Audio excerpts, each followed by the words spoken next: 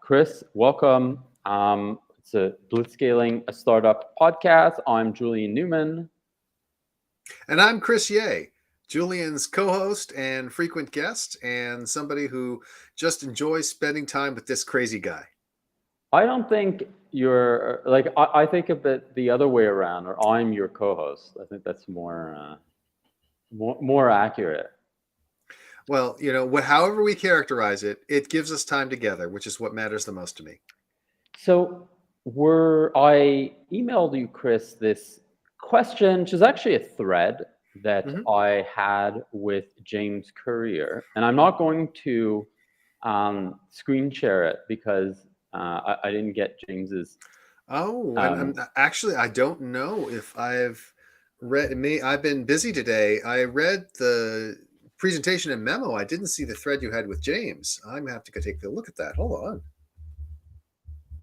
Yeah, I'm not gonna screen share as I didn't get his approval. No, I strongly agree with that decision.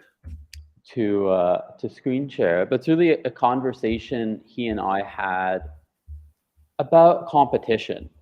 And how to think of competition and how to think of like the innovator's dilemma, and like when should you compete and when should you not. And while you're pulling this up, I'll give folks a gist of it and the kind of overall takeaway is there's just a giant premium on being the best, right? So if you're the best, absolutely. If you're the best, like personally, right?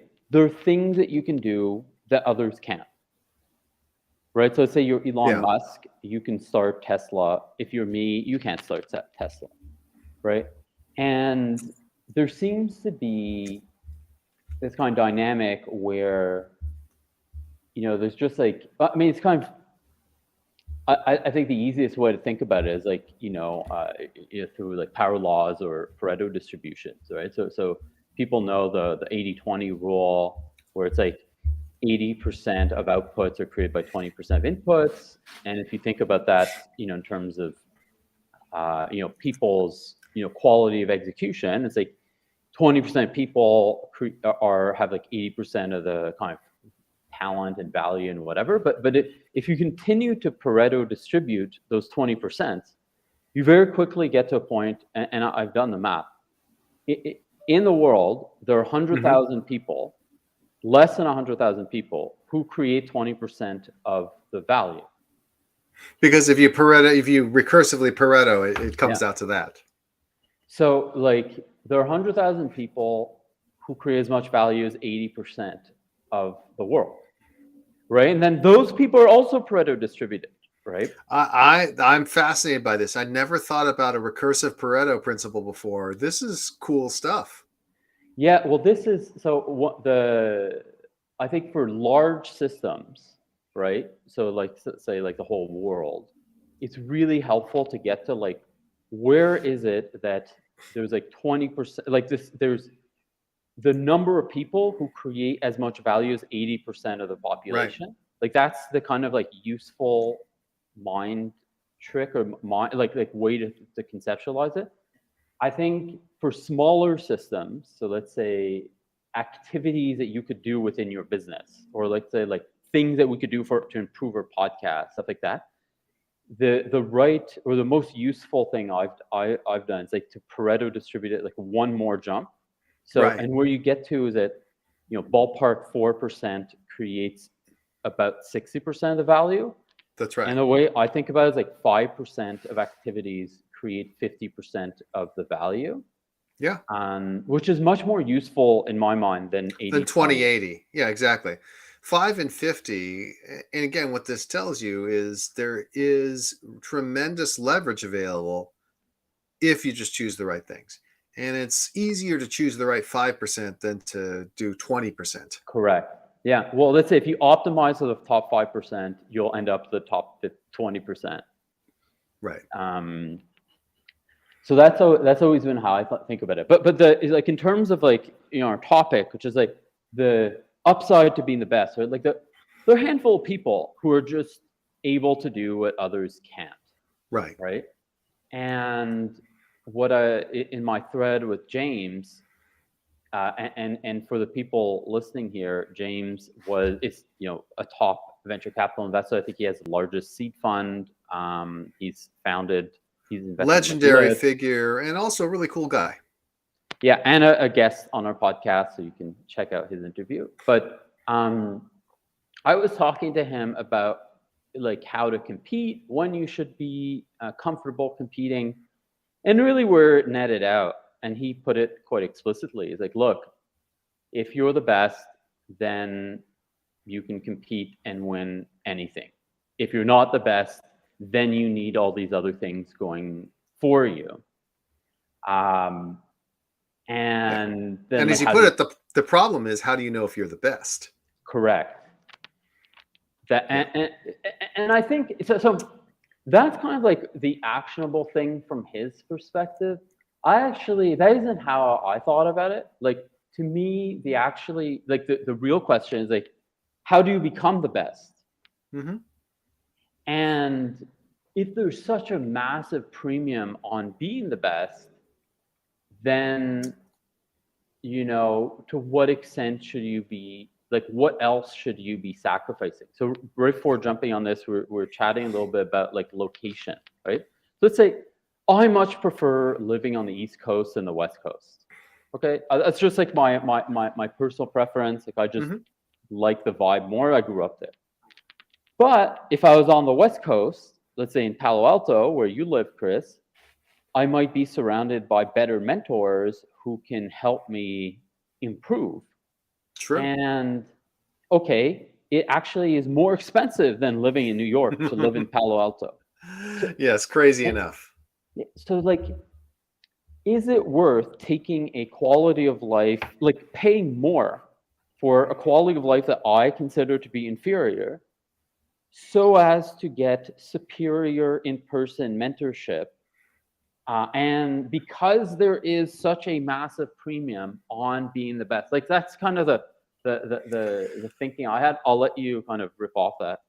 Yeah, so this is a fascinating topic, and I'll use examples from my own life because that's makes things easier for myself in thinking about this.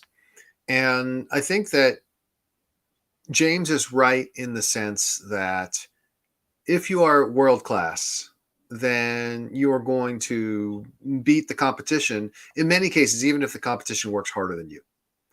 And it's just enormously valuable to be world class at something. The trick is, how do you become world class? And this is the thing. People say, oh, wow, this person is the best. Like, well, sometimes there are obvious reasons why they're the best. But in actuality, the reasons why they're the best are not really encompassed by that. So he mentions in his thread with you LeBron James. LeBron James, of course, is one of the most famous athletes in the world. He's the all-time leading scorer in the National Basketball Association. Many people consider him the greatest player of all time. Other people consider that to be Michael Jordan. There continues to be a debate. LeBron James is clearly world class and almost certainly the best. The question is, why is he the best? Well, if you start to look at LeBron James, the obvious first answer is, wow, he is just genetically gifted. So when he came into the league as a teenager, LeBron James was 6'8", 240 pounds. So unlike young players like a Kobe Bryant, who came into the league 6'6", 180 pounds, he was the size of a full-grown man, enormously strong, enormously athletic. Michael Jordan came into the league 6'6", 180 pounds. So LeBron James had this physical advantage. But that physical advantage is not the thing that explains his dominance. There have been plenty of other physically dominant players that entered the NBA. In many cases were drafted extremely high. Around the same time that LeBron James came into the NBA, perhaps just a few years later, there's a player named Stromile Swift, who had one of the most ideal bodies ever created for the NBA. And he was the second player drafted in the draft. He was ultimately a failure, never caught on anywhere. So it's not just the physical characteristics, it's all the different skills. And probably the most important skill that LeBron has is not his athleticism, though that certainly helped, is his ability to understand the game, to process the situations happening on the court, and to be able to make the right decisions. And that ability did not come as a result of some sort of genetic lottery. It came about as a result of having, the native intelligence and aptitude, but then practicing over and over and over again. And we see more of the practice with a player like the late great Kobe Bryant because he placed a greater emphasis on showing that to the world. But rest assured, somebody like LeBron James practices all the time. And so what we see is the way you become the best is that you combine some natural aptitude, some natural advantage, but then you cause that advantage to compound over time with relentless practice. And not just practice as in putting in hours, but practice as in doing things that increasingly build up your skills and make you even better. So now let's turn from LeBron James, who is somebody that most people feel like they can't emulate, to somebody who they might feel more capable of emulating, which is to say me. So we'll talk just about one of the more obvious things, which is that I am a world-class public speaker. And this is something that I did not always know, but it's something that I came to realize and accept and even rely on over time. So let's follow this journey. So I began just as a child having a lot of willingness to be on stage in front of people. I always enjoyed attention and I loved attracting attention to myself. That didn't mean I was a great public speaker, but I had some natural aptitude and perhaps less fear than most people had of going up in front of the room and talking. Then over time, when I was an undergraduate at Stanford University, I ended up taking a public speaking course, and I was good enough at it that they asked me to teach the class after I took the class. They said, "We think you have a lot of natural talent. We think you really grasp what's going on here. We'd like you to take another class and then teach the class," which I then did for my last year at Stanford. It was a very good part-time job at that point. They paid me $9.50 an hour, which was a lot of money in those days, even though now it's like half the minimum wage here in the United States. And so I knew I was pretty good as a result. But, teaching public speaking at Stanford does not necessarily mean you're world class. It means that you have some sort of advantage. But I also continue to hone that advantage. I also studied acting and improvisational comedy at Stanford and practiced on stage doing that. And then when I was here in Silicon Valley, and well, obviously business school, I did a lot of speaking because Harvard Business School is based on the case study method. And so I delivered many an oration in the classroom. And when I was there, I assumed I was going to be good. And then I quickly realized I was probably one of the single best people at the school. That increased my confidence and willingness to invest time in this. And then when I came to Silicon Valley, I began speaking and moderating panels and doing all those things. And I could see I was doing very well there as well. So the experience served two purposes. One is to allow you to demonstrate that you are in fact skilled, and that this is something you should focus on. And the second is to continue building those skills so that you have faced every possible situation. And so you're able to adapt on the fly. And obviously, since then, I've become a best-selling author, and that took me on the road to begin speaking at conferences. And once again, I could see that wherever I went, I was the top-rated speaker. I would occasionally meet someone who was really good, and I would try to learn something from them. Whenever I see someone do incredibly well, I try to learn from them. But over time, I came to say, okay, now I have enough evidence to believe that I'm actually world-class at this, one of the single best people in the world. And this allows me to do a couple of things. One is to have the confidence to accept any speaking engagement of any size and know that I'll be able to do it. That sort of optimism allows me to gain more experiences and get in front of people. So when someone says, "Oh, I know this is last minute, but we have an opening. Would you be willing to speak?" I say, "Yes, sure."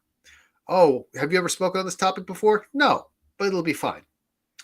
The second element of this is that because I am able to speak so well, I can do so in general with much less effort than anyone else. This allows me to accept speaking engagements for less money in cases where I feel like there's a strategic advantage. And it also means that I tend to get more practice speaking than most people, and more practice speaking on different topics and in different ways than most people, which just reinforces my skill. So put all that together, and what is it that we conclude? We conclude with the fact that, first of all, it helps to have some natural gifts. There's no getting around it. People are not created equal. Some people are more gifted than others in the basic skills or capabilities they need to perform at a high level. But the only way you get to be world class is by laddering your way up through practice, through feedback, through really rigorous self-awareness about what you are good at and what you aren't good at. And by the way, I've also learned along the way there's certain things that I'm not as good at, even in the speaking realm. Like, for example, I've discovered I'm not a particularly good speech memorizer. Some people are willing to memorize speeches. I have a great memory, but I don't like to memorize speeches. I might actually be above average at memorizing speeches, but guess what? I'm not going to do it because I don't want to. But that awareness helps shape the activities you perform. And again, the more you're performing an activity that you're good at and that you enjoy, the more you're likely to gain from it, learn from it, and get better and better. It is important not to get complacent. There are some people, and I've seen this happen, certain legendary figures in the industry, for example, who, when they go and give a talk, they give the same talk every time. And this is corrosive, and it's corrosive on several levels. The first is that if you're giving the same talk every time, you become bored with your own words. And oftentimes you come to not enjoy them as much. And eventually that lack of enjoyment is going to come through when you're speaking. But the other thing about that is that you are not learning. You have made yourself static and stagnant. And that's something you should never do. So even when you're doing something that you are world class at, you should continue to seek challenges, because otherwise you will not be able to stay at that pinnacle, because that boredom, that lack of engagement is going to eventually erode your skills. There's a really interesting component to what you're saying, which I've never thought of, but really tracks with my experience, which is that as you get more experience, and especially high quality experience, right? Yes. And exposure to people who are just really good at the thing that you're trying to improve at. You get a like a more granular understanding of what it means to be good, and you get a more granular understanding of the different ways that you can be good, and a more granular understanding of like how you fit in to that, right? So I'll take myself as an entrepreneur. Like I've always been. I mean, I studied philosophy in university. Like I've always had a predisposition to be like very thoughtful and strategic. And when I started as an entrepreneur, I actually thought that was not good. Like I thought you needed to be more action oriented. Because like most of the entrepreneurs that you meet and the advice that you get when you're less experienced, or they have access to and you're less experienced, is like YC type advice, just like get out there and do stuff, or like you meet like people who are hustlers and like got ahead in that way. And as I started to get exposure to people who are actually successful, so like we can take Reid Hoffman or like Peter Thiel, or like those are probably, or Elon Musk, or like the most famous examples of this. So it's like people who have just consistently succeeded at everything all the time, right? It's not just like a fluke, and it's like by luck. It's like, how is it that you are involved in like Airbnb, Facebook, LinkedIn? Like how can you do all of that if it's just a fluke, right? It's obviously not. And those people are extremely thoughtful, right? And actually, so if you take Reid, he's actually a philosophy guy, right? And so you realize, oh, actually, it's not that all entrepreneurs are like that, but that there is a way in which you can be hyper successful by being thoughtful. And maybe like it turns out that's the main way, I think, for entrepreneurship, like the most elite way of being an entrepreneur. And it's very weird. Like that's definitely something that I naturally am like. And that's something that I undervalued and under kind of like stressed or under kind of like highlighted, because I thought that it wasn't important or is a net negative. And so I guess kind of like as you get more experience, you can better understand what excellence is, and then you can better understand what elements within yourself you need to highlight, and then you can lean into the right things or something like that. Yes, and I want to now riff on something that you said, which I thought was very interesting. One thing that you didn't really highlight is the fact that you didn't think that the thoughtfulness was important because of conventional wisdom, because of what other people were saying, because of how they were teaching the subject to other people. The thing you have to remember, and I learned this from teaching public speaking myself, is that when you are teaching, you are trying to teach in a way that you reach a broad audience. And so you necessarily have to stick to tactics and techniques that are going to work for most people. But it's not to say that those tactics and techniques are going to be personalized to the individual or that they're going to be the best things. So, for example, I have seen many public speaking instructors and other folks like that since then. I know some of the top people who are doing public speaking instruction for executives in the technology world. And I can tell if they've been trained because I see them use certain techniques and tricks that they were taught by this firm, which is a very successful firm. I won't use their name because what I'm going to say is not necessarily completely positive.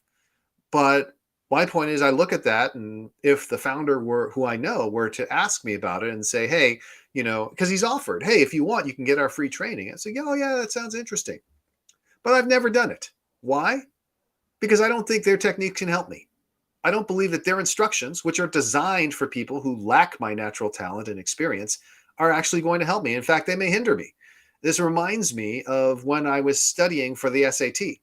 And one of the things that the instructors in the study course said is don't rely on your knowledge of Latin. So I didn't. And I later went back and said, actually, that's all wrong. They said, don't rely on your knowledge of Latin because most people don't know much Latin. I had taken Latin for 4 years, so my level of knowledge of Latin was much higher than almost everyone else in that classroom. So I should have ignored that advice and focused on what was actually right for me. Yeah, I don't know if you ever come across this, but I came across the Quora profile of Justine Musk, who was Elon Musk's first yes. wife. Yes, Justine. I've met Justine on a number of occasions. Very interesting woman.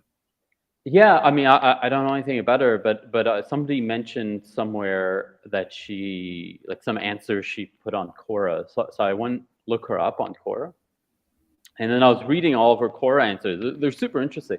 And one of like she was just answering questions about like, how do I become like Elon Musk or stuff like that.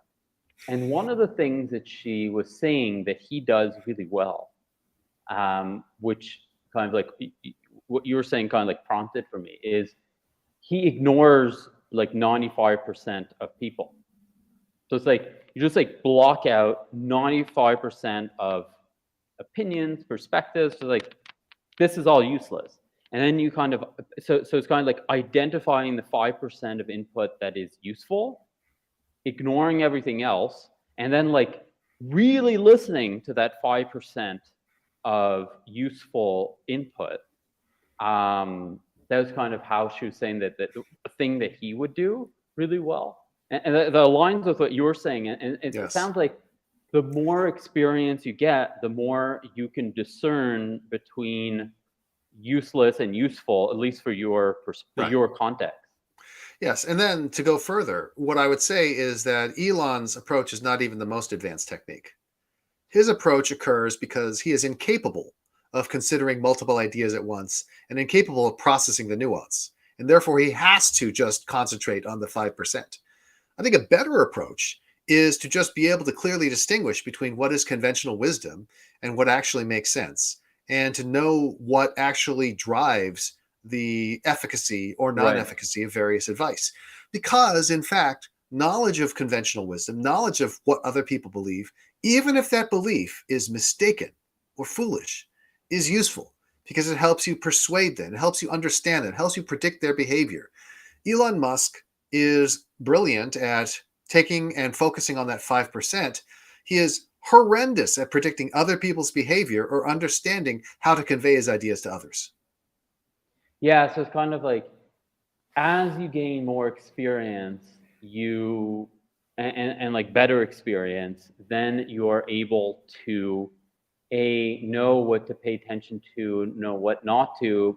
So like categorize things, and ideally, what you do is you listen to things in two different ways. So one way is like, hey, this is useful input. The other way is like, hey, this is conventional thinking about this, and how Yeah. would I do to communicate to most people who think in that way?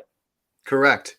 And even it's very easy for somebody like Elon Musk to have contempt for conventional wisdom because it's not based on fact and because it's not actually useful if you follow it.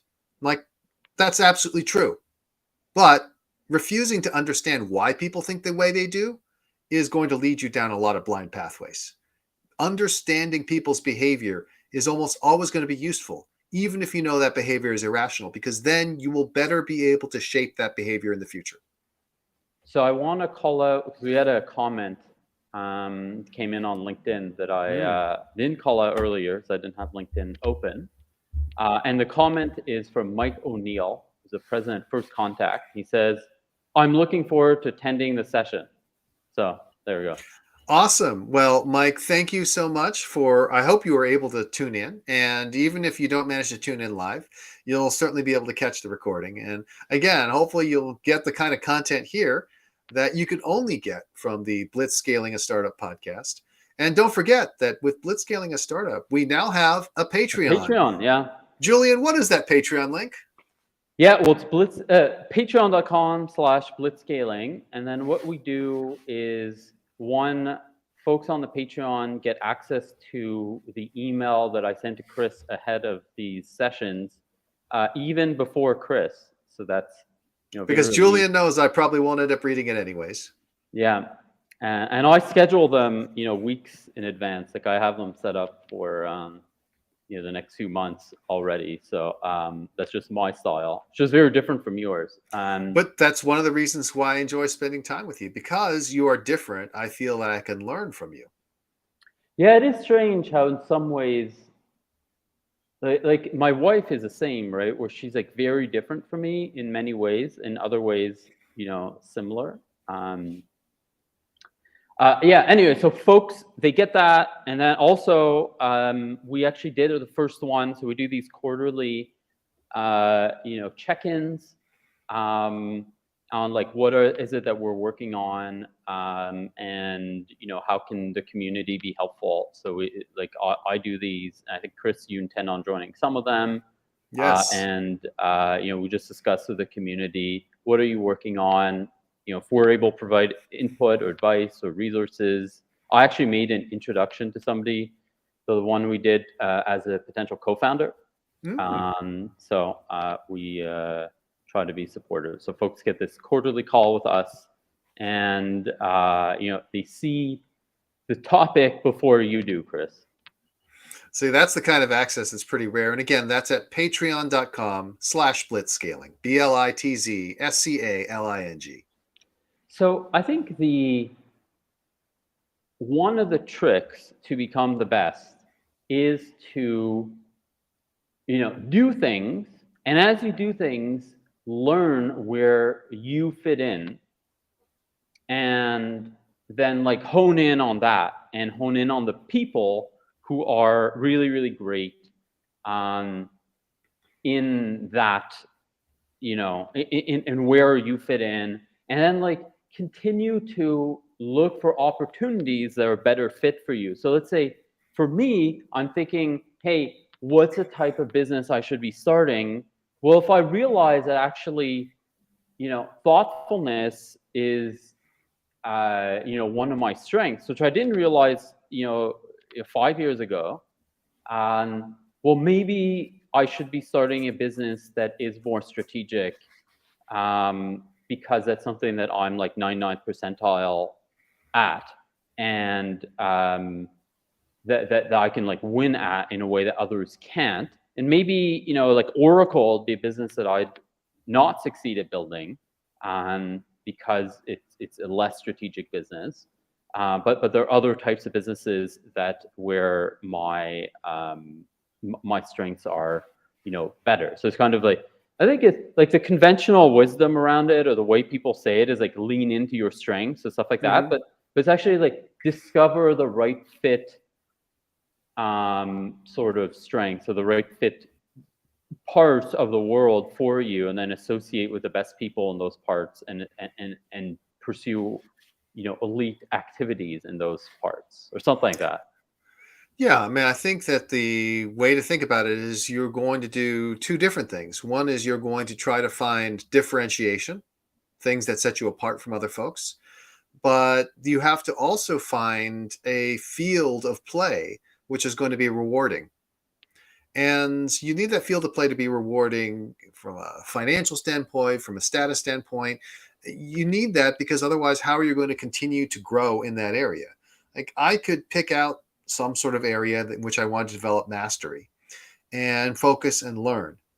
But if I didn't enjoy that activity, and if that activity were not rewarding in some way, how long would I keep doing it? Just out of sheer willpower, try to get good at something that I don't get any rewards from and don't enjoy?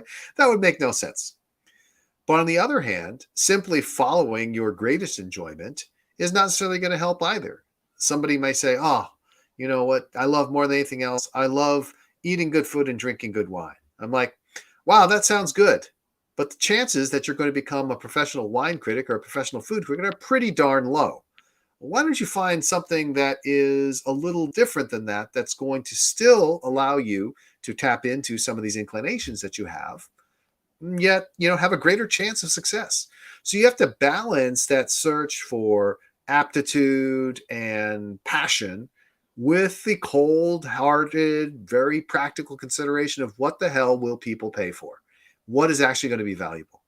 Yeah, that's something I discussed with my wife Kelly, because she worked a lot in entertainment, Hmm. and she was like talking to me about how she'd seen.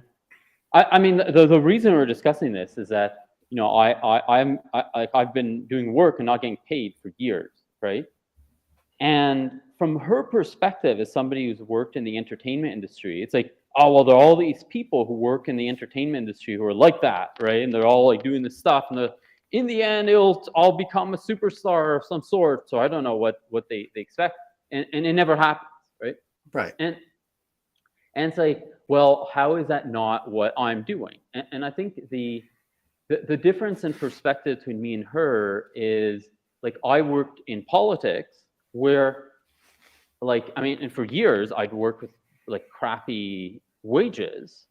And then when you get to the end of it, it's like, well, obviously you can make money, right? Like, you could just become a bank lobbyist like I did, and like get paid huge amounts of money to do nothing.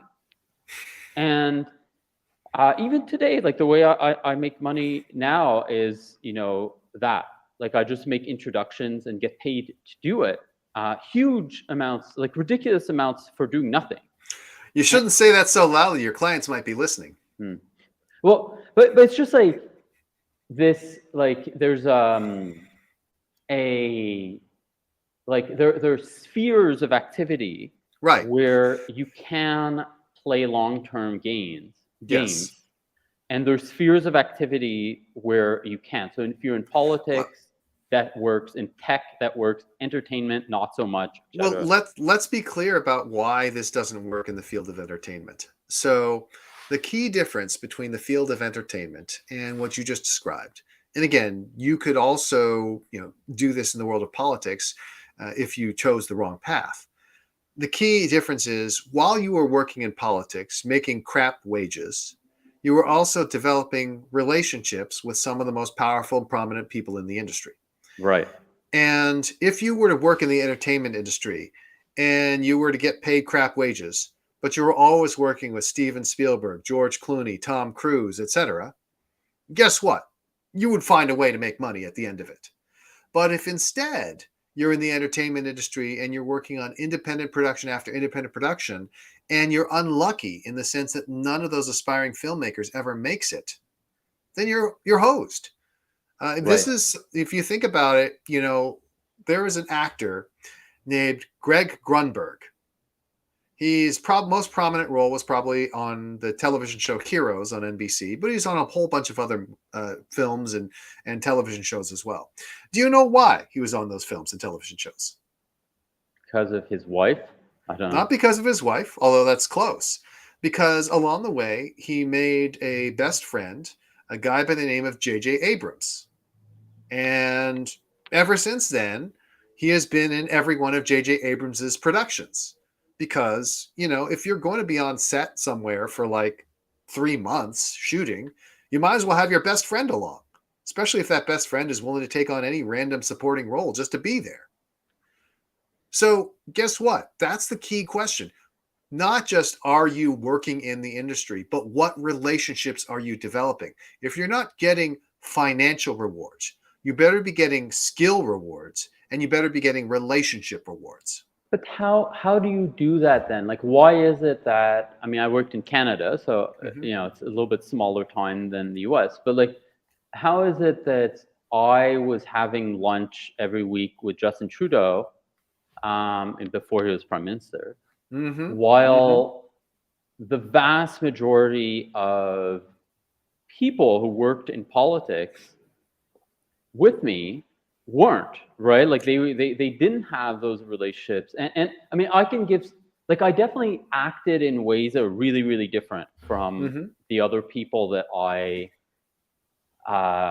that were in politics with me. And it's maybe the same thing, but it's like, why is it that, like, I know you, and I know Justin Trudeau, and I know, you know, Tom Mulcair, who you've met, who's a leader of the opposition. I knew Stephen Harper, who was a prime minister at the time, right? Yeah. Like, why is it that I end up doing that, while maybe others don't? Like, how does that function? Like, what's the kind of framework?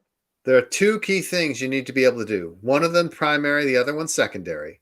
But both of them are, ideally, they both are true. The primary is you need to be useful. You have now been a founder and manager. You know how hard it is to find people who can reliably deliver results. If you can reliably deliver results and you are not the biggest asshole in the world, people will always want you in their life. And that's why there's an old saying, you want something done, give it to the busiest person.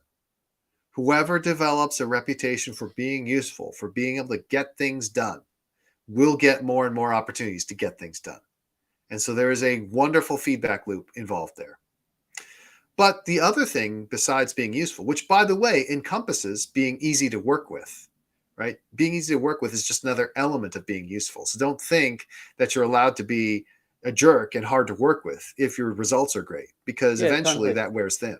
Being high ROI, right? It's like every time you talk to me, is it exhausting? And then is it useful? Like, does something of value come out of it? So if you call me up, you're like, hey, I need this. Is it like a massive pain in the ass and then nothing happens? Or is it like, it takes 5 minutes, you come away feeling really happy, and then a huge amount of really great stuff ensues? Right. This is classic operant conditioning. B.F. Skinner, Pavlov type stuff.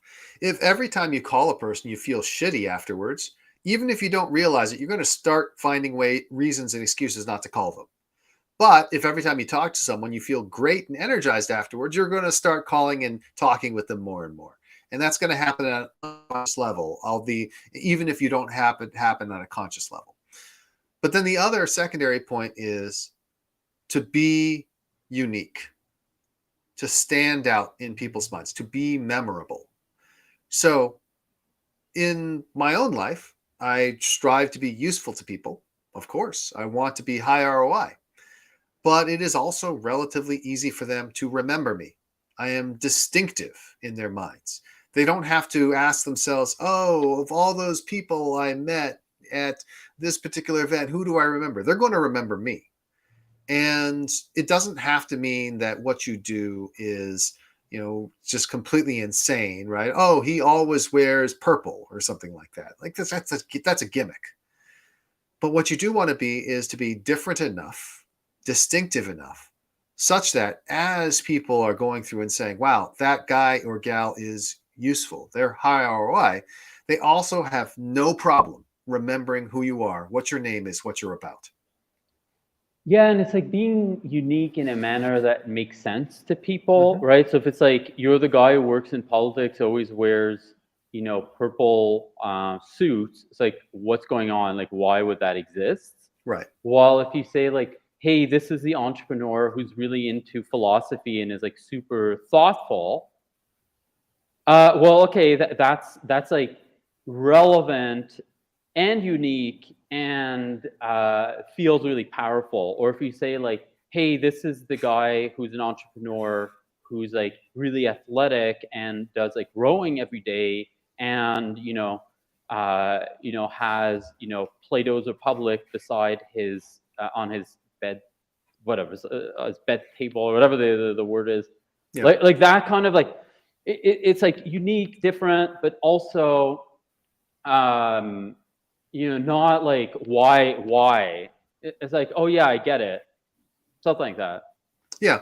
I got my very first job at D.E. Shaw and Company because of my uniqueness. Now, obviously, I qualified to work at D.E. Shaw because I have, 2 degrees with distinction from Stanford University and a super high GPA and near perfect scores on every test and so on and so forth. That was what they were looking for. But there's plenty of those people out there. And there were 2 particular things that caused D.E. Shaw to say, we want this guy and we're willing to pay extra to get him, because they paid me more than they paid their typical recruit coming straight out of college to get me to join. The first is that while I was at Stanford, I had actually applied for and received a patent on one of my inventions. Now, I've never made a dime off of commercializing this particular invention. However, getting the patent on that invention probably paid off, 10,000 times over in terms of the opportunities I got as a result of working for D.E. Shaw. Similarly, the other thing that brought me to the attention of the mentor, who was my first boss, was the fact that in the writing sample I submitted, it did not just include, essays and things like that. It also included short stories and poetry. And my future boss was so impressed with one of the short stories I wrote, which was about the difficult personal choices and fallout of genocide and things like that. Really dark stuff. But I think he felt really well written. Is that he said, we got to have this guy. And again, there are probably other people who were really smart, had great test scores, had gotten honors from these schools. And they said, we really want him. And they said, there's a lot of competition for this guy. They're like, we don't care. Pay what it takes to get him. So this must be what people mean by being well-rounded, right? So it's like the more specific thing is like when you're well-rounded, meaning that you have experience a variety of domains, then you can very easily become unique and high quality, because you can find the thing, like you can, like you're good at poetry, you're good, you can create patent. Maybe other people have become like amazing at basketball. You're interested in basketball. You're not amazing at basketball, but maybe someone else would have become that because they would have discovered it because they were well-rounded. So it's really, and this is the other key, and this is really interesting. So being well-rounded is merely the means to the end. The end is that you resonate with people around the things that are really important to them. And so being well-rounded allows you to resonate on those 3 or 4 things, because you're more likely to actually have direct experience with them. And you're more likely to seem unique and cool and interesting. Not every single thing that I've done in my life is necessarily interesting to the person sitting across from me. But because I've done so many things, I can always find things that are going to impress them, develop commonality, demonstrate usefulness, or what have you. And that could be writing. It could be knowledge of popular culture. It could be deep knowledge of Dungeons and Dragons. It could be any number of all these different things. But when someone is sitting across from me and they tell me what they do, I can always say, yes, I remember doing this. That is so fascinating and that is interesting. And that well-rounded nature allows you to then resonate on the things that actually matter. And the other thing I've discovered more recently about having like knowledge in a variety of fields is that it enables you to communicate things to people that you otherwise wouldn't be able to. So for example, if I'm trying to get somebody to understand a concept in business and I'm able to relate that to something in nature, right? So for example, we were talking about the Pareto distributions, and like, you know, trees in the Amazon are Pareto distributed. The size of the craters on the moon are Pareto distributed. Like, these are not business concepts. Like, whatever his name is, Pareto. It was not a business person. It's like some social scientist in Italy, like hundreds of years ago. And it's just like, but if I can relate it back to that, then I can communicate things about business in a manner that somehow is easier to understand. Like, I'm not sure why it's like that, but like I guess it enables you to give people framework so that they can find the actual answer themselves, instead of being, hitting them over the head with the answer, something like that. But it's like there's a superpower in communication, and in communication a way that people actually understand you, that comes from having a breadth of knowledge in a variety of fields. And now let me mention both attention and something that people often overlook. The tension is this. We've just told people that it's really important to go deep on the things they're really good at and have an aptitude for, and to become world class at something. But we've also told them that it's useful to be well-rounded. You cannot be world class at everything. It's just not possible. So you're going to have to be well-rounded, and not think that well-rounded means that you do everything to the same level. You're still going to have to pick and choose the things that you're really, really good at. It's just a matter of having broad experiences that you don't have, that deep knowledge of, but it's still enough for you to do, which also is why working hard and being able to learn quickly and all those things are very useful, because those allow you to have a greater breadth of knowledge.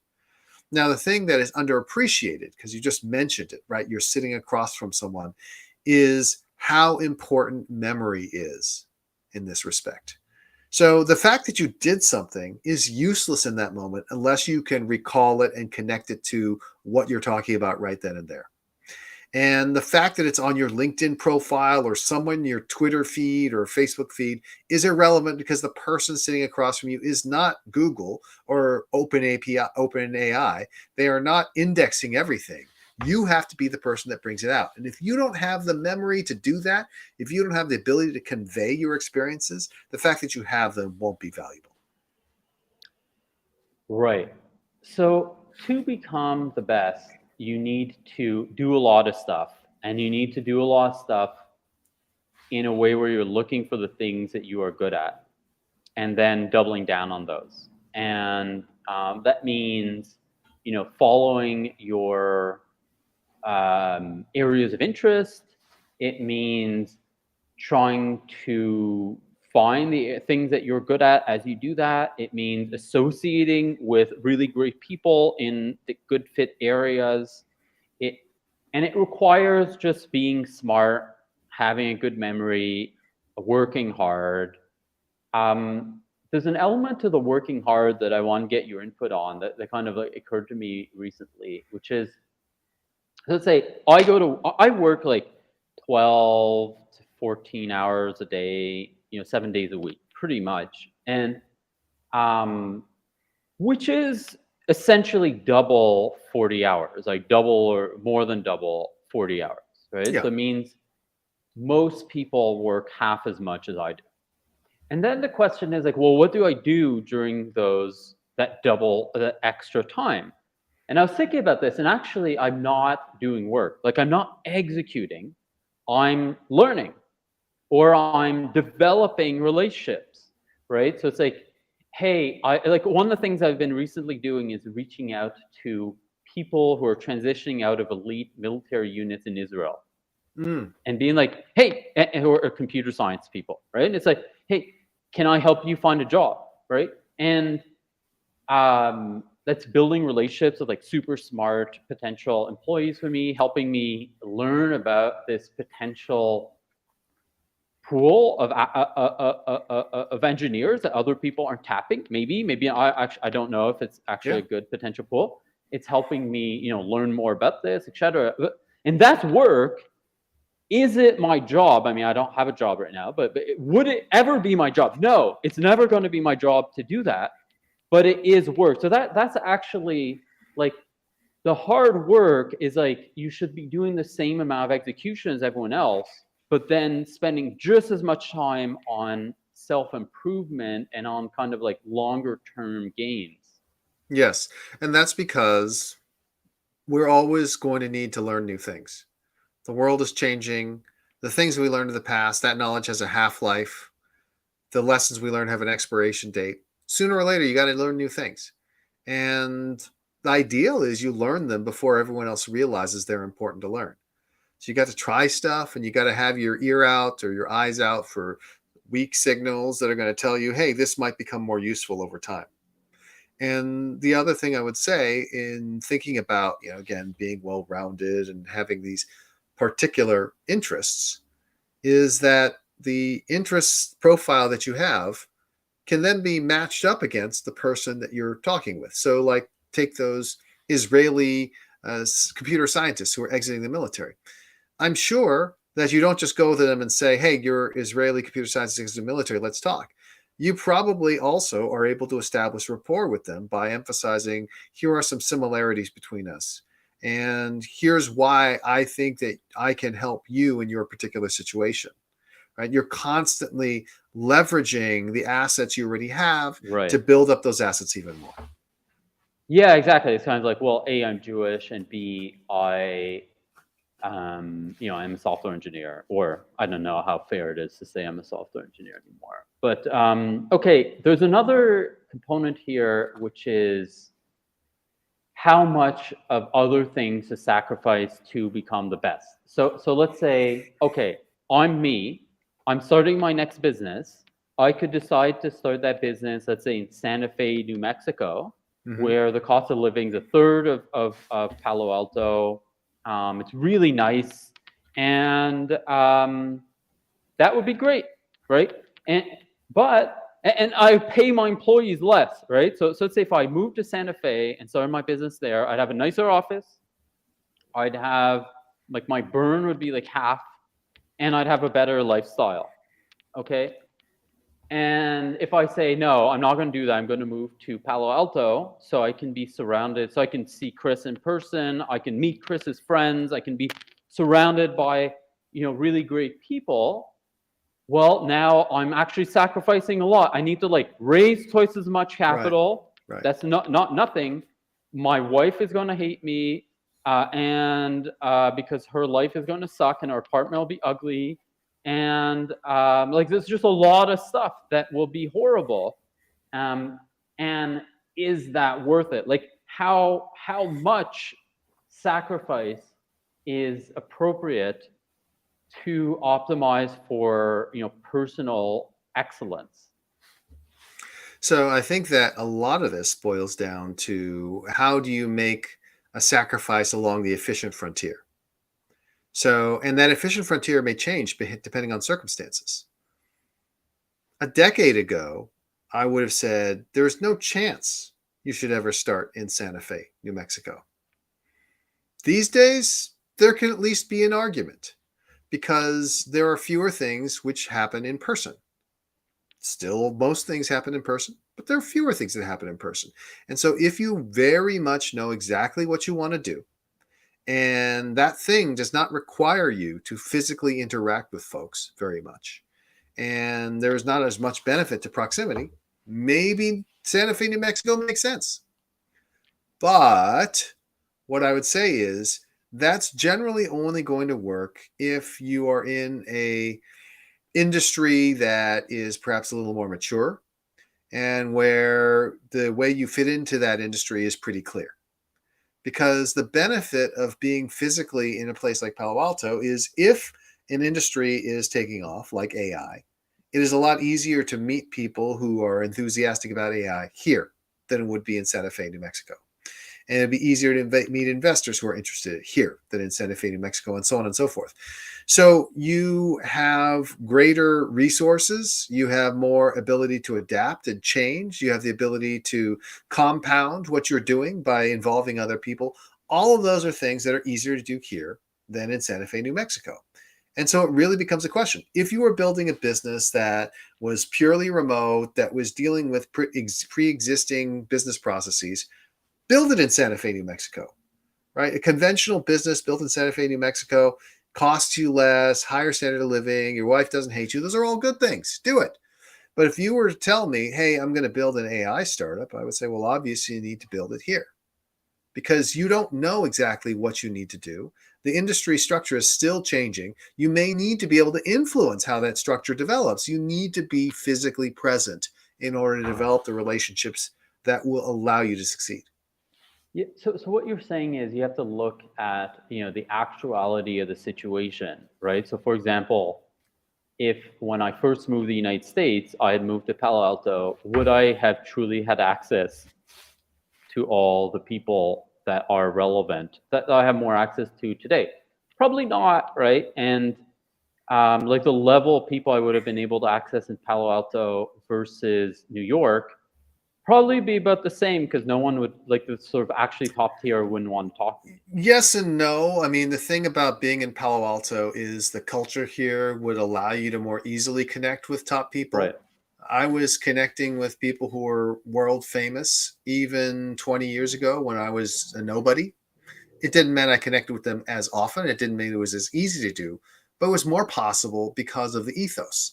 That, by the way, is also one of those arguments for why Silicon Valley is desirable. It's not just a question of weather, not just a question of industry. It's a question of openness that makes it more possible for people to become world class quickly and to develop relationships quickly. So right, I think that's important. And but what you're saying is you have to look at the actuality of the situation, like how much value you're getting versus how much cost there is. And as always, understand the drivers of that value so that you are making a rational decision instead of operating off some sort of rule of thumb that says, oh, you must always move to Silicon Valley, or oh, you must always choose the lowest burn rate possible. But let's say I do an analysis of this and I say, okay, I could be in Palo Alto and maybe that'd give me like 10% better than if I was in New York, because anyways, like everyone goes to New York, like you go to New York, Chris, whatever. And there are good people in New York. Like, let's say that's where I net out. I don't know if that'd be the accurate, calculation, but let's say I net out, or it's like Palo Alto is 25% better, 10% better in terms of self-improvement. Therefore, what? Like, therefore, is it still worth it to do it? Like, how much? Like, at what point is that kind of like optimization for greatness and excellence, worth it versus the cost of doing it? I think it boils down to what you value. So, for example, one of my beliefs would be that almost no amount of success is worth costing you your marriage. So, for example, if you said, I think that Palo Alto will be twice as good for me, but I know for a fact my wife will divorce me, I'll tell you, find another way. Right. Because it's just not going to be worth it. If what you're saying is, hey, you know what? It's not ideal for the following reasons. My response would be, well, you know what? Things happen pretty quickly here in Silicon Valley. It's not a commitment for the rest of your life. Come out, see if your assessment's correct or not. And if it's better than you expected, or you're doing really well, you might stay longer. And if it doesn't work out for you, guess what? You still have the benefit of having been here. And now you can go to all these other places and people will be like, oh my gosh, wow, you had that experience there. That's really cool. And it'll be a benefit to you anyways. So in most situations, you should just like make the sacrifices necessary to accelerate your pursuit of excellence. Let me put it this way. You're not going to live forever and you're not going to be able to work forever. So why aren't you trying to maximize the one life that you have? Then how do you think of personal excellence versus excellence of your team, or like development of your team. So let's say, all right, I would net out that Palo Alto would be the top place for me to develop. I think that'd be true, right? Like it's hard to justify that I should live anywhere other than Palo Alto. Like that's I think just obviously the case. Right. For what I want to pursue, and in terms of like me being able to learn faster. But then, I'm starting a business, and hopefully, relatively quickly, we'll get to a point where more than half of the value in the business is created not by me, but by others, right? That's actually pretty hard to do, but Yeah. you do want to kind of like optimize for that. And okay, well, I want to have a environment where my team can improve. And let's say, and I don't know, like maybe that would be Palo Alto, but let's say if I net out differently. So I say, actually, I think people in, the Bay Area, there's like so many like entitled tech employees, and that'll like rub off on my team, and I'd be better off being in Tel Aviv where where there are startup people and there's like a hustler culture. And I think that's the culture I want to have for my team. And then I should be in Tel Aviv so as to enable my team to improve faster, because that's what's going to get more, more upside for the project or something like that. Like, how would you value growing yourself versus growing, your team? Well, you would assume that your chances of success at an early stage are about 10%. So there better be a lot of freaking value for the team to justify foregoing value for yourself that you actually gain Right. and can retain. Right. Yeah. So it does sound to me that the rule here, or the framework, is pursue excellence at almost all costs. Like the situations where it doesn't make sense are just like blatantly obvious. Yes. And then the way that you pursue excellence is by working really hard, pursuing excellence, right? Like finding the right fit areas for you, associating with people who can help you in that good fit manner, pursuing things that you're passionate about, pursuing things that you're good at, leaning into your strengths, etc. Trying to be well-rounded while also, not trying to do everything, but doing the things that you can do. And if you can continuously do that, then you have a chance at joining the rank of the 0.001% of people who create 20% of the value globally. Yes, and you're giving yourself your greatest chance to be in that category while still recognizing it might not happen. Again, life isn't fair, and there is no guarantee. Yeah, it's pretty likely that if you're smart and work hard and pursue a smart strategy, that things are going to turn your way. But it's not guaranteed. Right. Anything can happen. But, if you are pursuing the right strategy, you shouldn't just focus on the results. You should focus on pursuing the strategy that gives you the best possible results while recognizing that your own situation is unique and that you need to continue monitoring in case you discover that you've made a mistake along the way in terms of the strategy you're pursuing. It's interesting. I always thought, like I've often said to people, that the two best decisions I made in my life were to drop out of school and to move to the United States. And in both cases, they actually really do come down to putting myself in an environment where I could pursue excellence. And like, let's say if I dropped out of school to like travel the world, maybe it's a valid thing, but it wouldn't have been like one of those amazing kind of bringing up to the next level experiences, because it wouldn't have been exposing me to true excellence, or the closest I could get to at that point in my life. At the risk of being excessively reductive, the best way to become truly excellent is to pursue excellence. and to pursue it doggedly, determinedly, with nearly all the effort that you can muster, while still maintaining a sustainable pace and the relationships that matter most to you. Yeah, it's interesting. I think one of the things that I've noticed about myself versus others is that like my baseline for learning is just much, much higher. So I think sometimes like learned, right? So Yeah. like you develop over time. So let's say when I fall asleep or I'm like at the gym, I listen podcasts. Yeah. And like I'm just annoyed if I'm listening to a podcast, so I'm not learning anything. Or like, watching TikTok videos where it's like just junk. Like I can't do it. I just can't because I think it's too much of a waste of my time. Um, and you kind of like the more you pursue, personal development and excellence, the more you get annoyed by not pursuing that.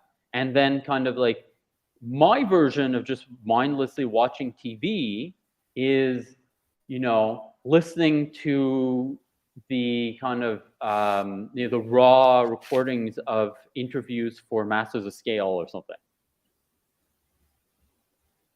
Yes. And again, the key is you do also still find those entertaining. And those are something where, because they're raw, you don't have to devote as much attention to them as something that has been clearly processed with the intention of conveying something to you.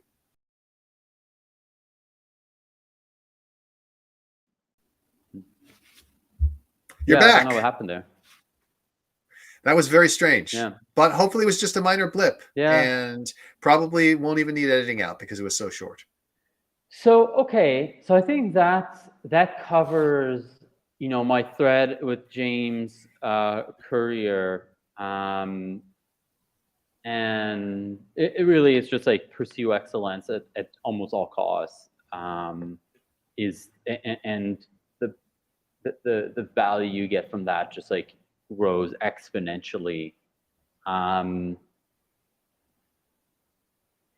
Okay, so I will add a final thought, which is one of the reasons to pursue excellence is not just the chance to be excellent, but because the pursuit of excellence itself feels good, right? When you are making progress towards a goal, when you know that you're one of the best in the world, that's a good feeling.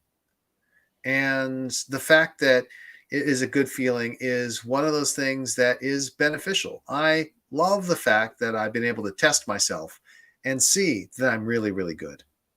And that is a feeling that I value and am glad that I have. yeah, and that's it is true that it just makes your life just better, and just makes everything easier. So let's say, I mean, this is kind of like an extreme example. Like I'm in Chiang Mai right now in Thailand, Mhm. right? And obviously, like Chiang Mai is not a place where there are a lot of people who are truly excellent. It's probably not Well, where you should be. not in the area that you're focused on. I'm sure there are people who are truly excellent at the pursuits that matter there. Right, like let's say tourism or something like Yeah. that. But at least in the environments I'm in, it's not like that. And one of the things which is the case is that just because I'm obviously more, let's call it like competent or like good at work or like high status in terms of work, like I just get a lot of respect from all the people without having to truly work for it, right? It just happens, and then Well, you did work for it. You worked for it by pursuing excellence. yeah, exactly. Yeah, and just like makes all like I was talking to this guy who was a chief data officer at IBM, like he's no longer there, but Mhm. but like how like what his interactions with his family are, right? Because his family, they're just like normal people, and he's super super successful, and uh, yeah, like he was talking to me about how he like dealt with his family, and the way that his family treats him is really different than the way they treat everyone else in the family. That's right. So there are, true benefits, like just like at a kind of, you know, base, selfish level to just being better than everybody else. Again, the pursuit of excellence is itself rewarding. Of course, you need to achieve that excellence to truly reap its rewards. So what we'll do here is wrap up, this portion. We'll try doing this this segment where we are, looking at my potential business idea, but we're going to not post that on the kind of on the podcast. Instead, have that just on the kind of like live stream. So if you're listening to this on the podcast, just check out our live stream, which is on YouTube, Twitch, and all other live stream things. It's youtube.com/@Blitzscaling. I guess for the podcast people, I'll wrap this up and say, like, thank you for listening. Thank you, Chris, for your time, and thank you to our team, Shlok, Brendan, and Jeremy for making everything possible. And let us not forget that if you're interested in getting the email before I receive it, if you're interested in learning the topics before I find out, if you're interested in talking directly with Julien or myself, you can do so by joining the Patreon at patreon.com/blitzscaling. Okay, so I will screen share. What did you think of my idea of screen sharing by You're welcome Figma? to screen share Figma. You're welcome to screen share the presentation, whatever you think makes most sense. I'll screen share Figma because I feel it's more of an insider feel. Okay. At least that's my thesis here. So I am not an expert at Figma, but I've been having a lot of fun learning Figma over the last couple of months. So, Chris, essentially here, you and I discussed this, business idea, and like a week ago, and I've done, more research, mostly market research. I've done some like wireframing too, so I can get a sense like, hey, do I think there's actually a product here? I have a like memo that I wrote down about like how we would sequence markets, stuff like that we can discuss. But the general concept is what we discussed last week briefly. Do you want me to give you an overview and to the audience an overview of what it is? So I think what we should do, it is good to give the audience an overview of what it is, but I think we should let me try to say what you're looking at, because that will confirm my understanding of it. Yeah. So basically, you're looking at the phenomenon of live commerce. Live commerce is this thing that's become huge in China, and it's not something that I'm as familiar with because I'm outside the Great Firewall. But from what I understand from you, it's become one of the main ways that things are sold. And in fact, the people who sell things in their live streams have become some of China's most famous influencers and online personalities, which is quite remarkable. What's also interesting is that historically, this has not worked in the United States. There have been many attempts to make it work. They've all failed, which is rather puzzling, because here's something that works brilliantly in China and yet does not work elsewhere. Why would that be? And the overall fundamental thesis that you have is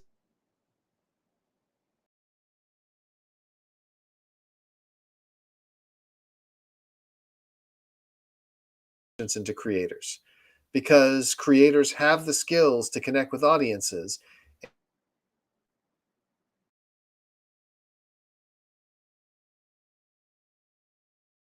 through their live reads and etc. And so the question is there a way to build a live commerce platform by converting current creators into merchants such that they devote themselves to it, which basically would require that they be able to make more money off of acting as a merchant than they do off of selling to sponsors and the like? Yeah, and I think so really the approach I've tried to take, so that's all accurate. The approach I've tried to take is kind of like studying the end game ish, meaning like hey, where is so really live commerce in China has been a thing for a while. It was tremendously accelerated by all the lockdowns, which were even more severe in China than everywhere else in the world. Right. And it's still growing really fast. So these guys, like, they'll sell like $1 billion in a single, like, US dollars in a single stream, right? Just, That's insane. yeah, it's really crazy. And like the penetration of this, the percentage of people who use live commerce today in China is equivalent to the percentage of people who used smartphones in China in 2008. So essentially everyone who matters. Right. Which is, and to a certain extent, there is live commerce in the United States, but it's nowhere near the same. No, it's just irrelevant. It's tiny. There's things like What Now, for example, and I've looked at them because I'm curious about it, but I've never seen one of them actually achieve takeoff. Yeah, and it's interesting. I think so. It's impossible to access any of this stuff. A, because it's in Chinese, and B, because you need to have accounts, and to have accounts, you need to be registered with the Chinese government. Thankfully, Kelly, my wife, has all these accounts. So I spend like every evening, because these live streamers, they stream in the evening. So like in the evening, we kind of like watch them together, and she translates it for me. And I think where I net it out is that the top streamers, most of them, interestingly, they became so big and so influential that most of them were taken off the internet by the Chinese Communist Party.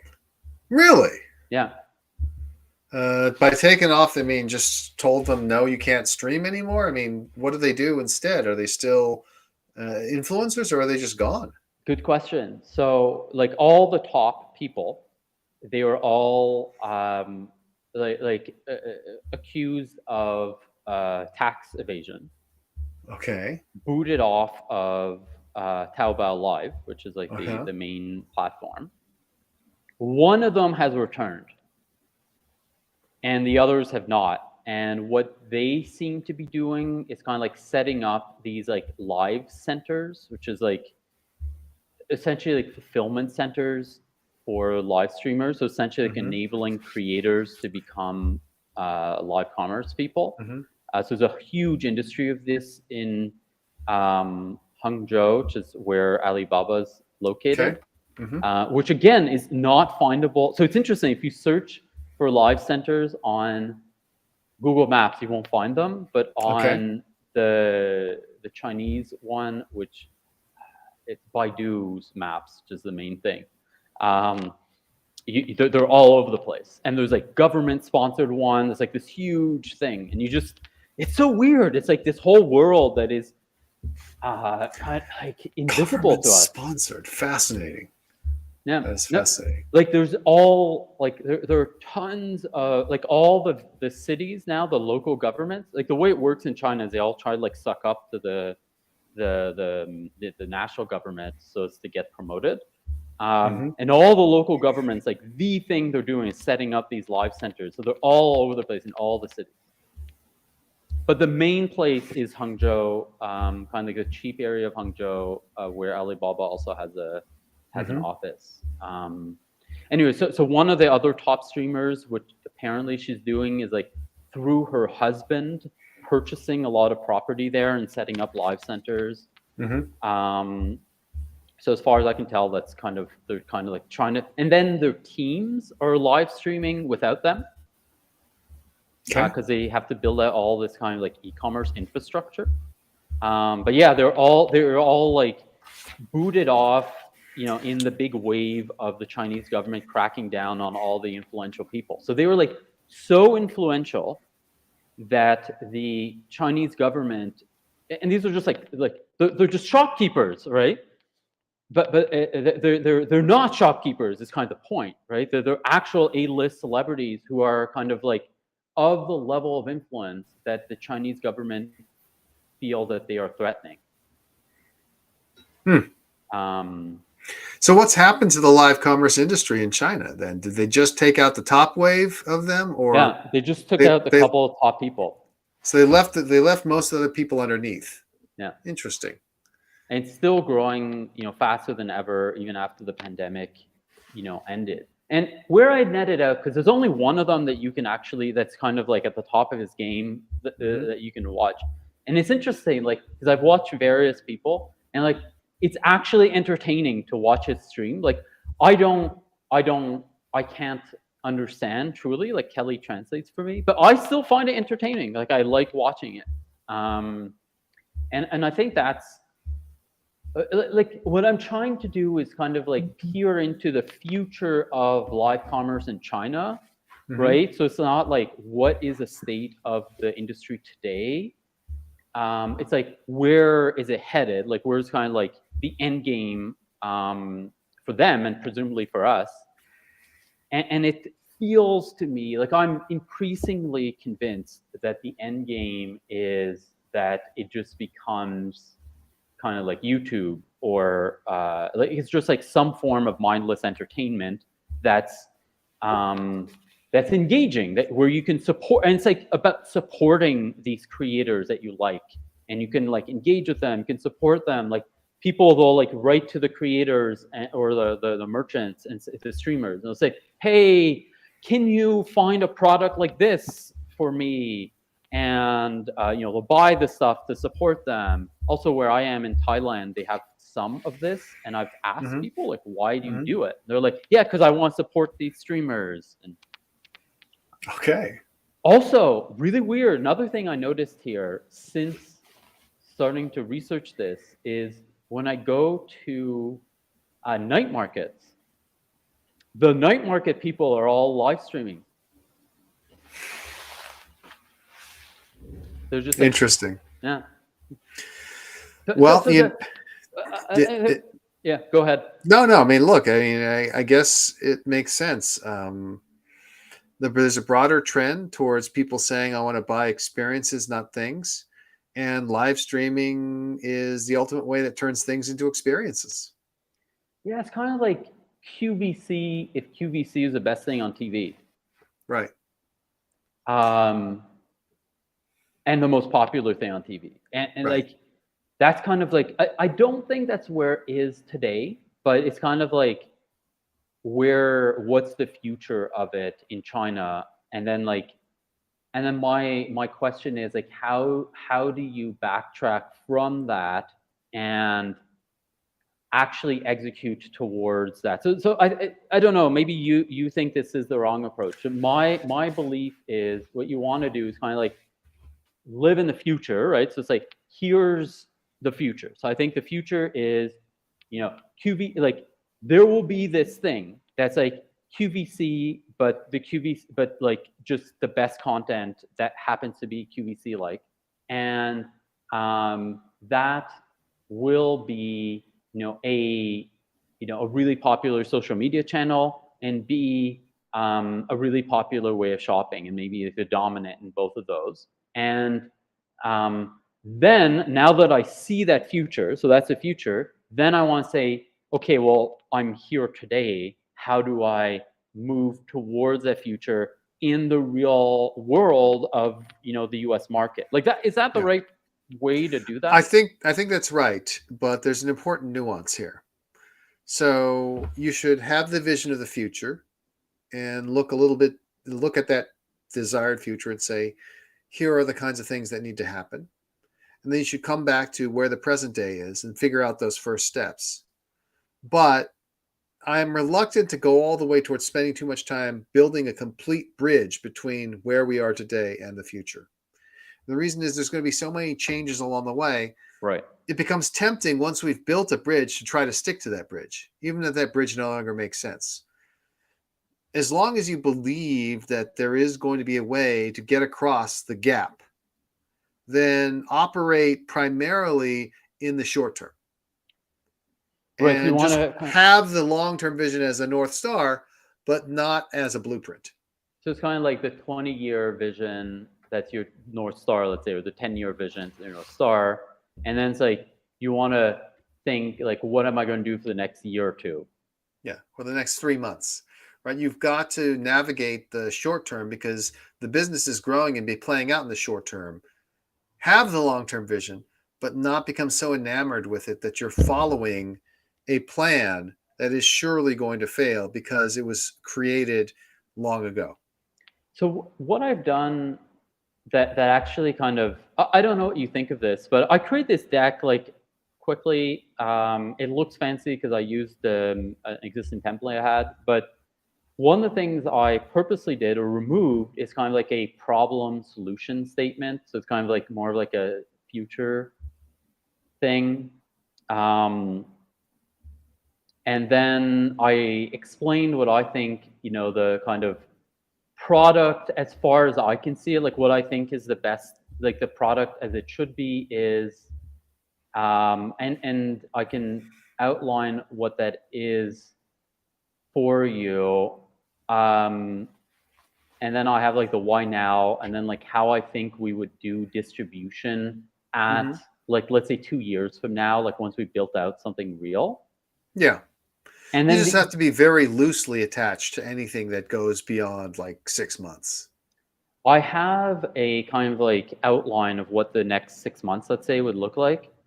Do you think it's more useful to look at that or to look at this stuff? Probably more useful to look at the next 6 months. And bear in mind that I'm starting to wear down a little bit, so we probably shouldn't go on for too much longer.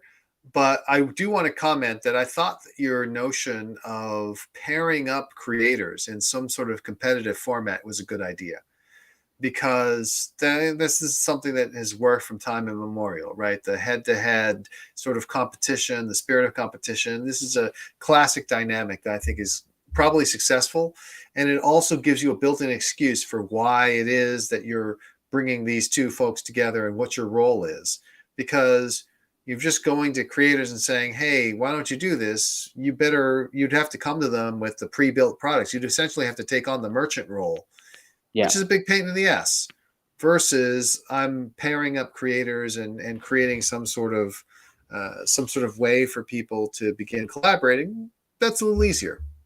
So, okay, I will. So I'll show you my kind of like plan or how I was thinking of the next 3 to 6 months. But I do want, like, there's one element that of the broader vision, right, that's in this deck, which I feel is potentially weak. Okay. And I want to get your input on it. Okay. I think the product is strong, the distribution is strong. The kind of like future vision, I think is obviously correct.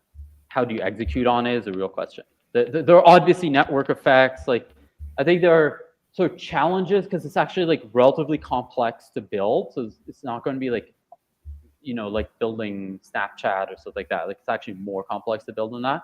So that's a challenge, but I don't think that's insurmountable. The main one that I'm not sure I believe is a why now. And it's kind of like, my why now, and maybe I believe it, maybe I don't, is live streaming has become sufficiently mainstream that you could do this, outside of like gaming. So it's like, yeah, I think that's correct. That feels real. That feels real. That's a reasonable why now. So I agree that live streaming has become sufficiently mainstream. Whether that means this is the right time is another question, but I agree with the premise that it's become mainstream. Yeah, I think that, like, the real question I had, like, I think there's a timing thing, so like maybe you're too early, stuff like that. But the real question is like, are you too late? Or it's like, is it possible? Like, would it have been possible to build this in the past? And I think the answer, like what I'm stating here, is it wouldn't have been possible because live streaming in the US at least was too niche. So you can't educate people on live streaming and on live commerce. It's just too much. Like, you can't do it. Well, now we're kind of like starting to enter that phase. Like, that feels real to you. Yeah, it does feel real. But, I do come back to that first step is going to be super essential, right? How can you get the streamers to collaborate and compete? And if so, what is the nature of that competition? Because one of the big problems you face is eventually having to shift from their existing streaming platform to some new platform Yeah. in order to facilitate the commerce. And so that's why I think it's a good first step to see if that dynamic works, because if that dynamic doesn't work, then you don't have to spend all this time building out a commerce platform and video platform, which is a pain in the ass and expensive.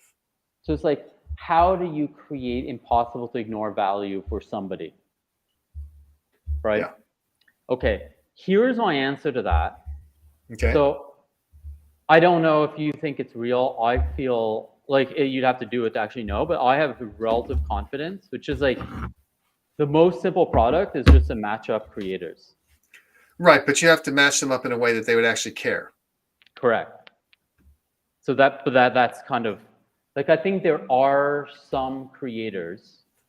So you kind of like manually match up creators. Look, this makes sense because I see it happen. Like, so I'll give you an example. There is a band called Boyce Avenue. Like, there's a couple brothers. They went to Harvard, and they promote themselves on YouTube by doing these really lovely acoustic cover versions of popular songs. And that's allowed them to develop a big following on YouTube. Interestingly enough, that following is predominantly Brazilian. So they're absolutely huge in Brazil, even though they're Americans. So it's one of those funny things, like Orchid becoming huge in Brazil. But then what I noticed they started doing is, at first, they just did their own covers. But then once their covers were performing well, they began doing covers as duets or co-performances with other YouTube music streamers, right? And generally it would be like with female music streamers, because then you can have one male voice, one female voice, and so on and so forth. But it works out really well. They've been very successful. Again, I think they probably wish they could break through even further around the world than they have in Brazil, because Brazil is far away, but they have a massive fan base in Brazil. And it works because, these different groups, they come together, the different streamers come together, they bring their respective audiences, and they they perform a discovery function. That's very important. But what that also suggests is it's not just randomly pairing streamers. Yes, good fit. It has to be a good fit. There has to be complementarity. They can't be directly competitive. There has to be complementarity that results in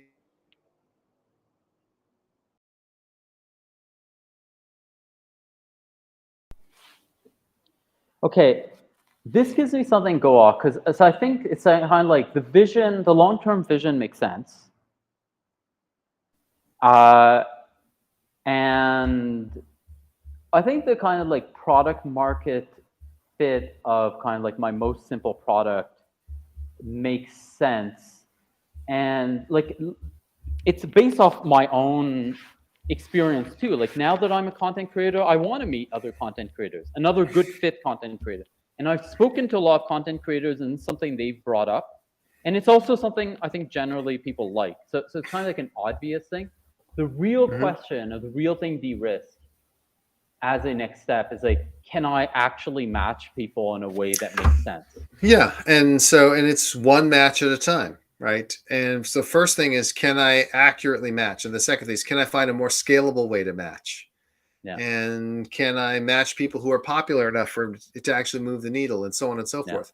But the first step is just, can I find two people who are complementary and convince them to do this? Yeah, so it's like, okay, that sounds like like this has been super helpful. And then I will let you go, as I know we're right on time, and it's late, later for you than for me. It's yes, exactly. It does get quite late for me. In fact, we are 20 minutes over, but I'm happy to be able to spend the time with you, because I wanted to make sure that we're able to get you going on the business, since I want to see it succeed. Have a good weekend, Chris. Thank you so much, sir. I will talk to you soon. And thank you, everyone, for sticking around. And don't forget, go to patreon.com/blitzscaling to sign up.